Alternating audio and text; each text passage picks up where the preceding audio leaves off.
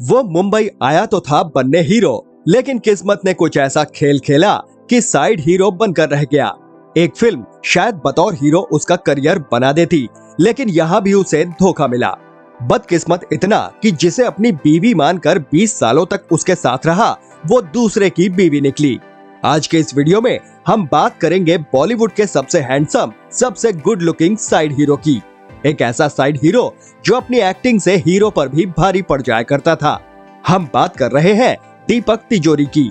तो उनके करियर से जुड़े तमाम सुने अनसुने पहलुओं को जानने के लिए बने रहिए हमारे साथ इस वीडियो के आखिर तक। दीपक तिजोरी का जन्म 28 अगस्त 1961 को मुंबई में हुआ था। इनके पिता गुजराती वैष्णव और माँ पारसी ईरानी थी। अपने परिवार में 3 भाइयों में वो सबसे छोटे थे। इनके सरनेम तिजोरी की भी बड़ी मजेदार कहानी है। असल में इनका मूल सरनेम तिजोरी वाला था, क्योंकि इनके परदादा तिजोरियां बनाया करते थे। इसी के चलते इनके परिवार के साथ ये सरनेम जुड़ गया। लेकिन स्कूल और कॉलेज के दिनों में इन्हें तिजोरी कहा जाने लगा, जिसके चलते इनका सरनेम तिजोरी वाला से तिजोरी हो गया। हालांकि इनके पिताजी को ये तिजोरी सरनेम बिल्कुल पसंद नहीं था। दीपक के परिवार में कोई भी एक्टिंग के फील्ड में नहीं था, लेकिन उनकी माँ को एक्टिंग का बहुत शौक था। वो फिल्मों में भी काम करना चाहती थी। कम ही लोगों को मालूम होगा कि उन्होंने सुनील दत्त साहब के साथ एक रेडियो नाटक भी किया था। लेकिन दीपक के पिताजी बेहद रूढ़िवादी ख्यालों के थे, इसलिए शादी के बाद माँ की एक्टिंग छूट गई।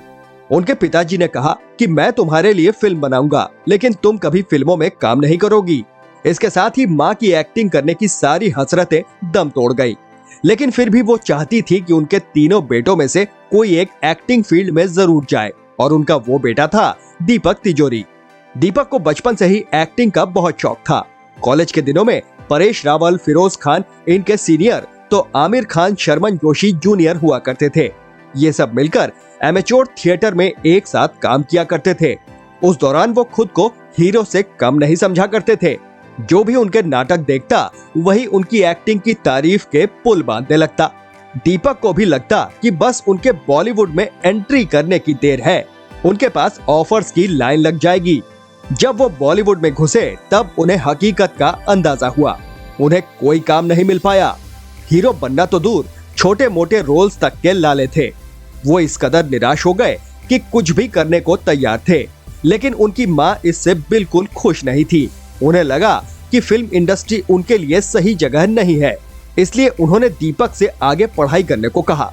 तब दीपक ने पोस्ट ग्रेजुएशन किया और फिर लॉ की डिग्री भी ली। लेकिन एक्टिंग का मोह फिर भी नहीं छूटा। पापा कहते थे कि जब एक्टिंग ही करनी है तो पढ़ाई में पैसा क्यों बर्बाद किया। दीपक के घर की आर्थिक स्थिति कुछ ज्यादा अच्छी नहीं थी। घर चलाने में बड़े भाई पिताजी का सहयोग करते थे। दीपक भी कब तक जिम्मेदारियों से मुंह मोड़ते। उन्होंने रात में बांद्रा के होटल सी रॉक में काम करना शुरू कर दिया। वो सुबह कॉलेज जाते, फिर वहीं से प्रोड्यूसर्स के ऑफिसों के चक्कर भी लगाते। इसके बाद वो सिने ब्लिट्स मैगजीन में बतौर सेल्स रिप्रेजेंटेटिव काम करने लगे। उन्हें देखकर वहां के लोगों ने उनसे मॉडलिंग करने को कहा। यहीं से बतौर मॉडल उनका करियर शुरू हो गया। एक दिन दीपक तिजोरी के पास एक्टर अवतार गिल का फोन आया। गिल ने बताया कि महेश भट्ट साहब उन्हें ढूंढ रहे हैं। जैसे ही दीपक को ये बात पता चली, वो भट्ट साहब से मिलने जा पहुंचे। दरअसल उस समय महेश भट्ट अपनी नई फिल्म आशिकी के लिए कास्टिंग कर रहे थे। उन्होंने दीपक को हीरो के दोस्त का रोल ऑफर किया। आशिकी रिलीज हुई और छा गई। ये फिल्म राहुल रॉय और अनु अग्रवाल की भी पहली फिल्म थी। इस फिल्म ने न केवल इन दोनों को शोहरत की बुलंदियों पर पहुंचाया, बल्कि दीपक तिजोरी भी घर घर जाना माना नाम बन गए। उस जमाने में युवाओं ने दीपक के हैंड जेस्चर्स को खूब कॉपी किया। इसके बाद अगले ही साल वो फिर से महेश भट्ट की 2 फिल्मों दिल है कि मानता नहीं और सड़क में साइड हीरो के रोल में नजर आए। अब तक दीपक साइड हीरो के रोल में इतना जम चुके थे कि उन्हें वैसे ही रोल्स ऑफर होने लगे। फिल्म जो जीता वही सिकंदर में उनके निभाए शेखर मल्होत्रा के किरदार को भला कौन भूल सकता है। कम ही लोग जानते होंगे कि इस रोल के लिए अक्षय कुमार ने भी ऑडिशन दिया था और मिलिंद सोमन को तो इसके लिए साइन भी कर लिया गया था। लेकिन आखिरकार ये रोल दीपक तिजोरी की झोली में आया। वो इस फिल्म का हिस्सा कैसे बने, इसके पीछे भी एक कहानी है। असल में इस फिल्म की 70% शूटिंग किसी अन्य कलाकार के साथ की गई थी, लेकिन फिर शेखर मल्होत्रा का किरदार निभा रहे एक्टर और डायरेक्टर के बीच किसी बात को लेकर झगड़ा हो गया।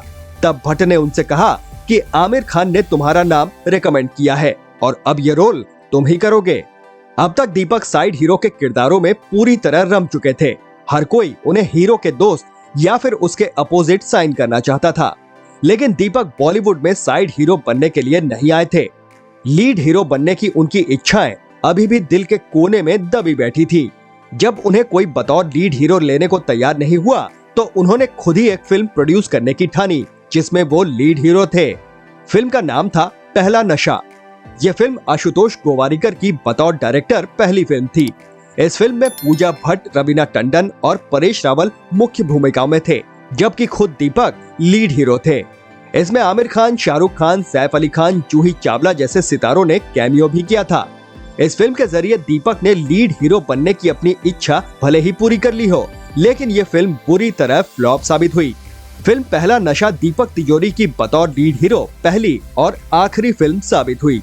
दीपक भले ही साइड हीरो के रोल तक सिमट गए, लेकिन करियर में एक मौका ऐसा आया था जब शायद लीड हीरो बनने का उनका सपना तो साकार होता ही, उनकी किस्मत भी चमक जाती। लेकिन हमेशा की तरह यहाँ भी उन्हें धोखा ही मिला। धोखा वो भी अपनों से। खबरों की माने तो अगर सब कुछ ठीक रहता तो बाजीगर में शाहरुख खान नहीं बल्कि दीपक तिजोरी होते। असल में इस फिल्म का आइडिया दीपक तिजोरी का ही था। वो इस कहानी को लेकर प्रोड्यूसर पहलाज निहलानी के पास गए। पहलाज को कहानी पसंद आई, वो फिल्म बनाने को तैयार भी हो गए। फिर पहलाज ने डायरेक्टर अब्बास मस्तान से बात की।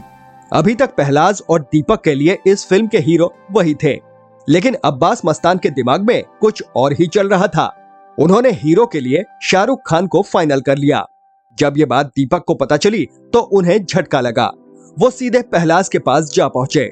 खुद पहलाज भी ये बात जानकर हैरान थे। पहलाज ने दीपक को सुझाव दिया कि क्यों न हम दूसरे डायरेक्टर को लेकर ये फिल्म बनाएं, लेकिन दीपक ने मना कर दिया। खैर, दोनों अब्बास मस्तान के पास पहुंचे। तीनों में बात हुई, लेकिन अब्बास मस्तान नहीं माने, बल्कि उन्होंने दीपक से ये वादा जरूर किया कि आगे चलकर वो दीपक को अपनी किसी फिल्म में लीड हीरो जरूर बनाएंगे। ये बात सुनते ही दीपक मन महसूस कर रह गए। वो बाजीगर से अलग हो गए और इस फिल्म ने शाहरुख खान की किस्मत खोल दी। हाँ, अब्बास मस्तान का वो वादा आज भी अधूरा ही है। कुछ ऐसा ही धोखा उन्हें कुली नंबर 1 में भी मिला। असल में फिल्म में गोविंदा के दोस्त का रोल पहले दीपक तिजोरी ही निभाने वाले थे। इस किरदार का नाम भी दीपक के ही नाम पर रखा गया था, लेकिन फिर किसी वजह से ये रोल हरीश ने निभाया। हालांकि इसके बावजूद किरदार का नाम नहीं बदला गया था।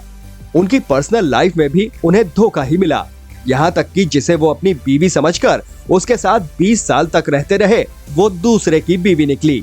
असल में तिजोरी ने फैशन डिजाइनर शिवानी से शादी की थी। शादी के 20 साल बाद दोनों के संबंध बिगड़ने लगे। शिवानी को शक था कि दीपक का अफेयर किसी और लड़की के साथ चल रहा है। दोनों में आए दिन इस बात को लेकर झगड़ा होने लगा। शिवानी ने दीपक को एक कमरे तक सीमित कर दिया और एक दिन उन्हें घर से भी निकाल दिया। इसके बाद जब दीपक ने तलाक के लिए वकील हायर किया तो उसने जो जानकारी दी उसे जानकर दीपक के पैरों तले जमीन खिसक गई। असल में शिवानी पहले से शादीशुदा थी। दीपक से शादी करते वक्त भी उन्होंने अपने पहले पति को तलाक नहीं दिया था। जब शिवानी ने उन्हें घर से बाहर किया तब दीपक के पास ना तो कोई काम था और ना ही रहने को कोई और जगह। मजबूरन उन्हें एक दोस्त के साथ पीजी में रहना पड़ा। हालांकि शिवानी की बहन ने इन खबरों को सिरे से खारिज करते हुए कहा था कि दीपक को कभी घर से निकाला नहीं गया था, बल्कि वो खुद अपनी गर्लफ्रेंड के घर पर रहा करते थे। दीपक तिजोरी ने फिल्म डायरेक्शन और प्रोडक्शन में भी हाथ आजमाया। साल 2003 में आई फिल्म ऊप्स उनके प्रोडक्शन हाउस तिजोरी फिल्म्स के लिए डायरेक्ट की गई उनकी पहली फिल्म थी, लेकिन अपने सब्जेक्ट के कारण उसे घटिया अडल्ट कॉमेडी में गिना गया। इसके अलावा भी उन्होंने कई फिल्में डायरेक्ट की, लेकिन सफलता उनके हाथ नहीं लगी। तिजोरी ने टीवी के लिए भी कई शोज प्रोड्यूस किए। वो कई वेब सीरीज में भी नजर आए। हालांकि आजकल तिजोरी फिल्मों और टीवी पर कहीं नहीं दिखते, लेकिन वो सोशल मीडिया पर काफी एक्टिव है। अक्सर सोशल मीडिया पर उनकी रील्स दिखी जाती है। दीपक तिजोरी बॉलीवुड में टाइप कास्टिंग के शिकार लोगों की फहरिस्त में एक और नाम है। टाइप कास्टिंग की वजह से ही दीपक को अपना एक्टिंग टैलेंट दिखाने का भरपूर मौका नहीं मिल सका। वो बस साइड हीरो बनकर ही रह गए। दीपक तिजोरी के निभाए किरदारों में आपको सबसे ज्यादा कौन सा पसंद है? हमें कमेंट बॉक्स में जरूर बताएं। वीडियो पसंद आया हो तो लाइक करें और ज्यादा से ज्यादा शेयर भी करें। चैनल पर नए हैं तो सब्सक्राइब करें। फिर मिलेंगे एक नए वीडियो के साथ। नमस्कार।